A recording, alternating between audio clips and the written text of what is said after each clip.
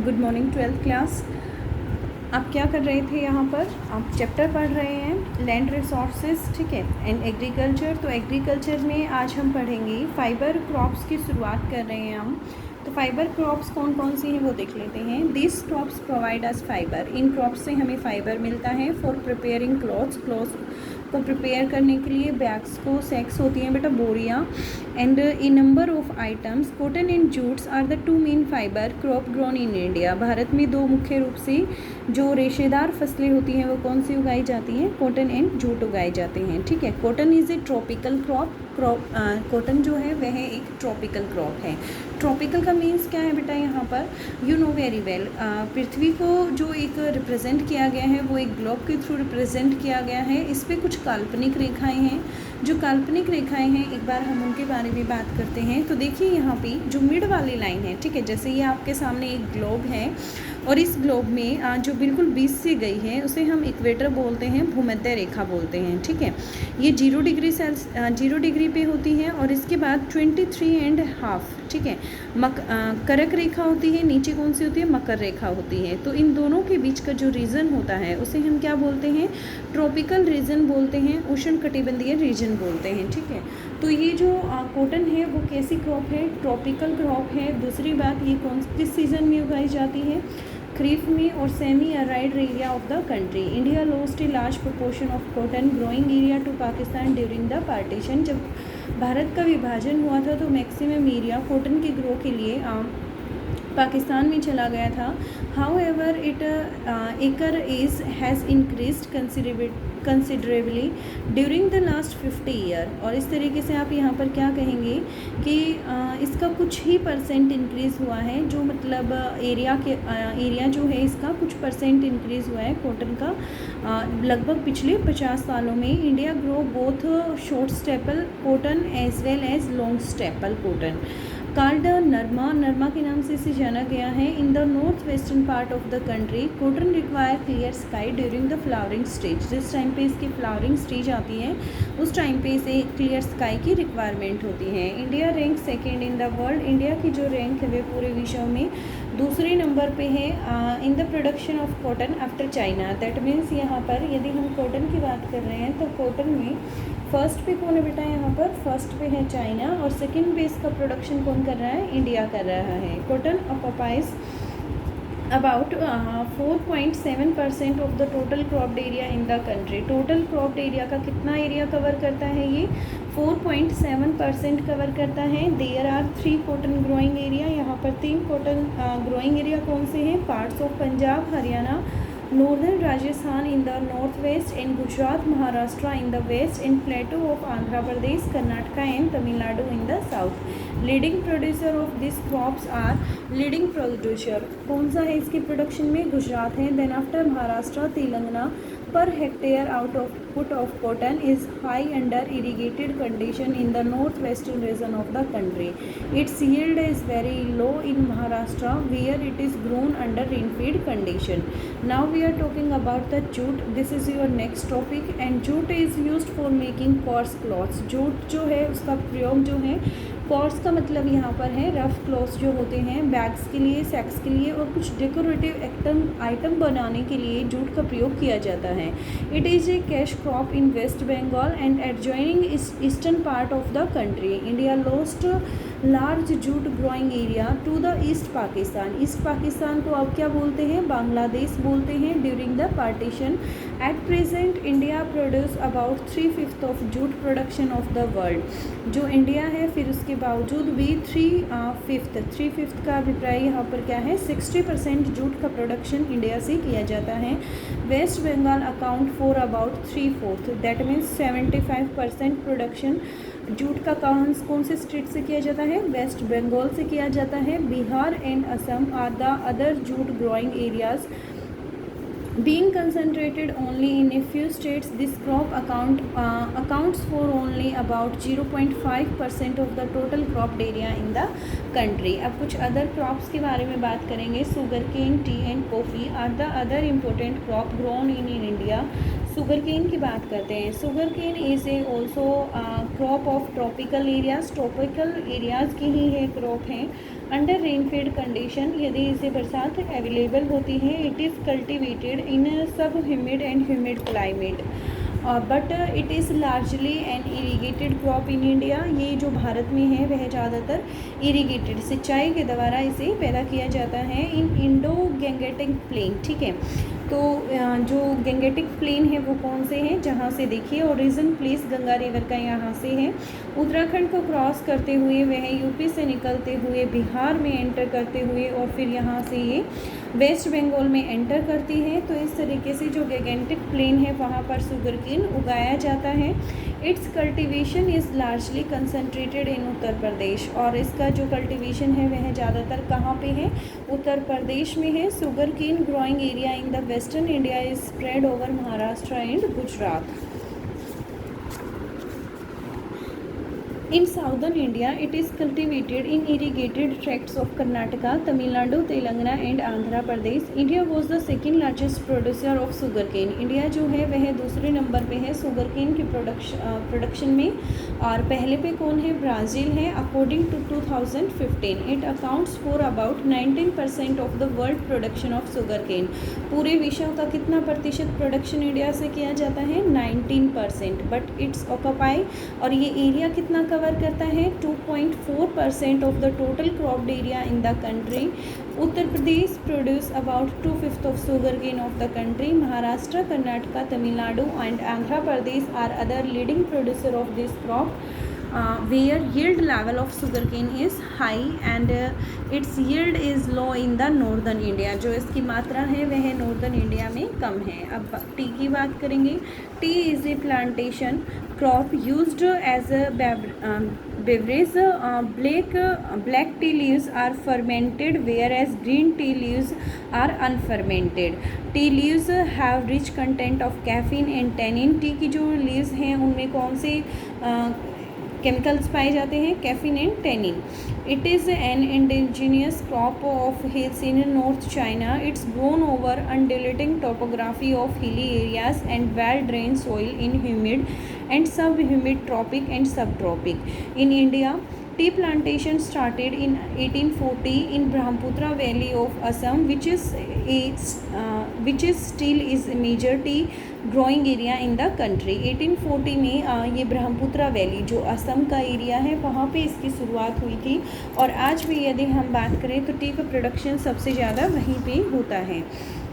Later on it's plantation was introduce, बाद में इसकी प्लांटेशन जो है वह इंट्रोड्यूस की गई सब हिमालयन रीजन में of West Bengal, like as Darjeeling, Jalpaiguri और Cooch Behar district. Tea is also cultivated on the lower slope of Nilgiri and Cardamom hills in western घाट। India is a leading producer of tea and account for about कितना percent पूरे टोटल production का in world में कितने के लिए है, ये 21.8%। India share in the international market of T has decline and it's rank जो है वो सेकंड है T exporting country in the world after China. First पे जो एक्सपोर्ट करती है सबसे ज़्यादा टी वो कौन सी कंट्री है, चाइना है, और प्रोडक्शन इंडिया में किया जाता है।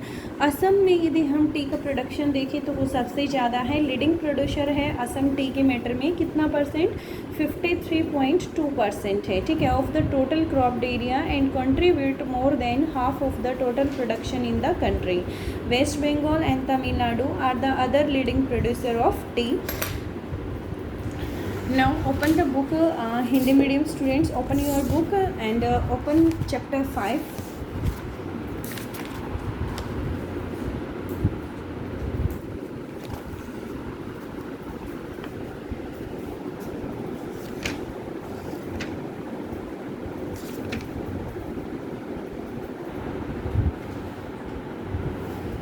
चलिए यहाँ से शुरुआत करते हैं कपास से। कपास वह एक बहु उपयोगी प्राकृतिक रेशा है। इसके रेशे से सूत काता जाता है जिसे सूती वस्त्र बनाए जाते हैं। ठीक है, कपास से क्या करते हैं, हम सूत को काटते हैं और उसी सूत का प्रयोग हम सूती वस्त्र के निर्माण के लिए करते हैं। विश्व में आधे से अधिक कपड़े कपास से तैयार किए जाते हैं। कपास जो है वह एक विश्वव्यापी रेशा है। Cotton has been aptly called the universal fibre. उपज की दशाएं देख लेते हैं, किन कंडीशंस में यह इसकी उपज होती है। कपास जो है वह एक उष्णकटिबंधीय फसल है जो देश के अर्धशुष्क भागों से खरीफ के मौसम में बोई जाती है। कपास की फसल कैसी फसल है? खरीफ के मौसम में उगाई जाती है। इसके लिए साधारणतः तापमान 21 डिग्री सेल्सियस से 27 डिग्री सेल्सियस की आवश्यकता होती है। पाला इस पौधे का शत्रु होता है। यदि पाला पड़ता है तो यह फसल समाप्त हो जाती है, खराब हो जाती है। इसलिए इसके लिए वर्ष में 200 दिन पहले पाला रहित होना अनिवार्य है। कपास के पौधे पर फूल आने के समय आकाश बादल रहित होना चाहिए। तेज चमकीली धूप कपास के लिए लाभदायक होती है। कपास की कृषि के लिए बरसात कितनी होनी चाहिए? 50 से 100 सेंटीमीटर। दैट मीन्स जहाँ पर गेहूँ उगाया जा सकता है वहाँ कपास की खेती भी की जा सकती है। 100 सेंटीमीटर से अधिक वर्षा वाले भागों में इसकी कृषि नहीं की जा सकती है। कम वर्षा वाले भागों में सिंचाई की सहायता से कपास की कृषि की जा सकती है। कपास अनेक प्रकार की मिट्टियों में पैदा हो सकती है, किंतु भारी दोमट अथवा काली मिट्टी कपास की कृषि के लिए आदर्श मानी जाती है। इस मिट्टी में चूने का अंश अधिक मात्रा में होता है। कपास को चुनने के लिए अत्यधिक श्रम की आवश्यकता होती है। और उत्पादन तथा वितरण, भारत विश्व में चीन, अमेरिका और पाकिस्तान के बाद चौथा बड़ा कपास उत्पादक है। ठीक है, फर्स्ट पे लीडिंग प्रोड्यूसर कौन है कपास के मामले में? चाइना है, सेकंड पे अमेरिका है, थर्ड पे पाकिस्तान एंड फोर्थ पे इंडिया है। कुल बोई गई अक्षेत्र का पूरे विश्व कितना है? कुल बोई गई अक्षेत्र का 4.7% है। 1947 में भारत विभाजन के समय देश का बहुत बड़ा कपास उत्पादक अक्षेत्र पाकिस्तान के हिस्से में चला गया था और उसके बाद से अब तक भारत में कपास उत्पादक को बढ़ाने की कोशिशें की जा रही हैं। भारत विश्व के 8.3% भाग कपास का उत्पादन करता है। 2011-12 में भारत ने लगभग 232 लाख गांठें कपास उत्पन्न की थी। इस देश में छोटे रेशे वाली व लंबे रेशे वाली दोनों प्रकार की कपास बोई जाती है। 2 टाइप की कपास होती है, एक का छोटा रेशा होता है, एक का लंबा रेशा होता है। दोनों ही तरीके की जो कपास है वह भारत में उगाई जाती हैं। अमेरिकन कपास को देश के उत्तरी पश्चिमी भाग में नरमा कहा जाता है। यदि मैं उत्तर पश्चिमी भाग में जहाँ कपास उगाई जाती है तो उसे क्या बोला जाता है? नरमा कहा जाता है। भारत में पैदा होने वाली कुल कपास का 30% भाग जो है वह नरमा है। ठीक है, जो अमेरिकन लंबी रेशे वाली कपास है उसका कितना परसेंट इंडिया में उगाया जाता है? 30%। और 70% जिसका रेशा जो है वह छोटा होता है। उत्तम बीजों की सहायता से कपास का उत्पादन बढ़ाने में भारी सफलता मिली है। देश के उत्तर पश्चिमी सिंचाई सुविधा वाले भागों में कपास का प्रति हेक्टेयर उत्पादन अधिक है, जबकि महाराष्ट्र के वर्षा निर्भर क्षेत्रों में भी इसका उत्पादन किया जाता है। अब यहाँ पर हम बात करेंगे जूट की।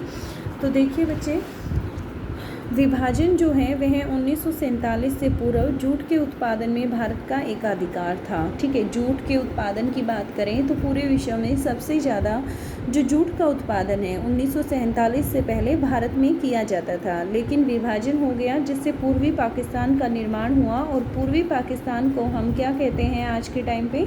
बांग्लादेश के नाम से उसे जाना जाता है। ठीक है, जो हमारा एक पड़ोसी देश है। विभाजन के बाद जूट उत्पादन वाले अधिकांश क्षेत्र तत्कालीन पूर्वी पाकिस्तान में चला गया। कुल जूट उत्पादन का 20% भाग भारत में रह गया। कपास के बाद पटसन जो है वह दूसरा महत्वपूर्ण रेशेदार पौधा है। पटसन का रेशा सस्ता, मजबूत तथा टिकाऊ होता है। इसके रेशे से टाट बनाई जाती हैं, बोरियां, रस्सियां, कालीन तथा सजावटी सामान तैयार किए जाते हैं। उपज की कंडीशन देख लेते हैं कि कौन कौन सी होती हैं। पटसन की कृषि के लिए कोशन तथा आर्द्र जलवायु की आवश्यकता होती है। इसके लिए 25 डिग्री सेल्सियस से 35 डिग्री सेल्सियस तापमान की रिक्वायरमेंट होती है। 90% सापेक्षिक आर्द्रता तथा 150 से 200 सेंटीमीटर वर्षा की आवश्यकता होती है। इस फसल के तैयार होने में 10 से 11 महीने लगते हैं। पटसन का पौधा अच्छी जल निकासी वाली कॉप या दोमट मिट्टी में भली भांति उगता है। इसकी फसल मिट्टी की उपजाऊ शक्ति को जल्दी क्षीण कर देती है, जिससे इसको निरंतर खाद की आवश्यकता होती है। पटसन की फसल की कीमत कम होने के कारण किसान इस फसल के लिए खाद का खर्चा सहन नहीं कर पाते हैं, इसलिए यह फसल मुख्यतः बाढ़ के मैदानों में ही बोई जाती है। तैयार पौधे को काटने तथा बंडल बनाने तथा पानी में इन्हें सड़ाने व रेशे निकालने आदि कामों के लिए सस्ते श्रम की अधिक ज़रूरत पड़ती है। Clear to you? तो देखिए यहाँ से उत्पादन तथा वितरण, जूट देश के कुल बोई गई अक्षेत्र का 0.5% भाग पर ही बोई जाती है। भारत में जूट का उत्पादन सबसे ज़्यादा पश्चिमी बंगाल में 82.9 लाख गांठें जो टोटल 73.95% है। बिहार में 14.6 लाख गांठें जो कुल 13.02% है। असम में 6.8 लाख गांठें जो कितना है 6% है। आंध्र प्रदेश, उत्तर प्रदेश और त्रिपुरा में होता है। भारत का 60% से अधिक जूट का उत्पादन जो है वह पश्चिमी बंगाल की मुर्शिदाबाद व हुगली जिलों में होता है। हमें अपनी आवश्यकता की पूर्ति व उद्योगों के संचालन के लिए बांग्लादेश से जूट का आयात करना पड़ता है, लेकिन धीरे धीरे भारत इस दिशा में स्वावलंबी बनता जा रहा है। वह हम कुछ मात्रा में ब्रिटेन, जापान व फ्रांस को भी जूट का निर्यात करते हैं। कुछ अन्य फसलों के बारे में हम अब पढ़ेंगे। वो जो अन्य फसलें हैं वो कौन कौन सी हैं? गन्ना है, चाय है, कहवा है, इनके बारे में अब हम डिटेल में देखेंगे।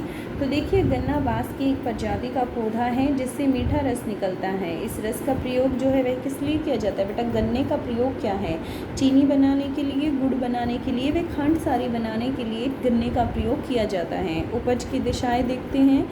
गन्ना एक उष्णकटिबंधीय फसल है जो लगभग 1 साल में तैयार होती है। ठीक है, तापमान देख लेते हैं कितने टेम्परेचर की रिक्वायरमेंट होती है। गन्ना मुख्यतः अयनवर्तीय पौधा है। अंकुर निकलने के समय 20 डिग्री सेल्सियस तापमान लाभदायक होता है, किंतु इसके बढ़ने के लिए 20 से 30 डिग्री सेल्सियस तापमान की आवश्यकता होती है। पाला जो होता है वह गन्ने के लिए भी हानिकारक होता है। वर्षा देख लेते हैं। वर्षा पर निर्भर परिस्थितियों में गन्ना केवल आर्द्र व उपाद्र जलवायु वाले क्षेत्रों में ही उगाया जाता है। अन्य शब्दों में 100 से 150 सेंटीमीटर वार्षिक वर्षा वाले भाग में गन्ना भली भांति उगाया जा सकता है, परंतु भारत में इसकी खेती अधिकतर सिंचित क्षेत्रों में ही की जाती है। अब मिट्टी की बात देख लेते हैं। गन्ने की कृषि के लिए चूना तथा फास्फोरस युक्त गहरी तथा उपजाऊ मिट्टी की आवश्यकता होती है। गन्ना मिट्टी की उर्वरता शक्ति को शीघ्र समाप्त कर देता है, अतः इसके लिए नदी घाटियों की काप मिट्टी सर्वश्रेष्ठ है, क्योंकि वहाँ प्रतिवर्ष मिट्टी की नवीन परतें जम जाने से मिट्टी में उपजाऊ तत्व जो हैं वह सदा उपस्थित रहते हैं। भूमि की बात करते हैं। गन्ने की खेती के लिए मैदानों भागों की आवश्यकता होती है। सागरीय वायु धूप गन्ने की रस में मिठास भरते हैं, इसलिए तटीय मैदान इसकी कृषि के लिए आदर्श माने जाते हैं। अच्छी जल विकास वाली भूमि गन्ने के लिए अत्यंत उपयोगी सिद्ध होती है। श्रम की बात करते हैं। गन्ने की खेती के अधिकतर कार्य हाथ से होते हैं, इसलिए इसकी खेती में सस्ते तथा कुशल श्रमिक की बहुलता की आवश्यकता होती है। क्लियर हो गया इतना? उत्पादन और वितरण देखेंगे। भारत जो है वह ब्राज़ील के बाद दूसरा गन्ने के उत्पादन का बड़ा राज्य है और यहाँ विश्व के लगभग 1/4 गन्ने का उत्पादन किया जाता है। देश की कुल बोई गई क्षेत्र के 2.4% भाग पर गन्ने की खेती की जाती है। वर्ष 2011-12 में 2,739 लाख टन गन्ने का उत्पादन हुआ था। गन्ना उत्पादक देशों में भारत में ही सबसे अधिक क्षेत्रफल गन्ने की कृषि की जाती है। हमारे देश में गन्ने की प्रति हेक्टेयर उपज कम होने के कारण इसका कुल उत्पादन कम है। क्लियर हो गया इतना? फिर अब जो हम कल पढ़ेंगे वो कल हम अपनी कुछ रोपण फसलों के बारे में पढ़ेंगे, चाय और कॉफ़ी के बारे में।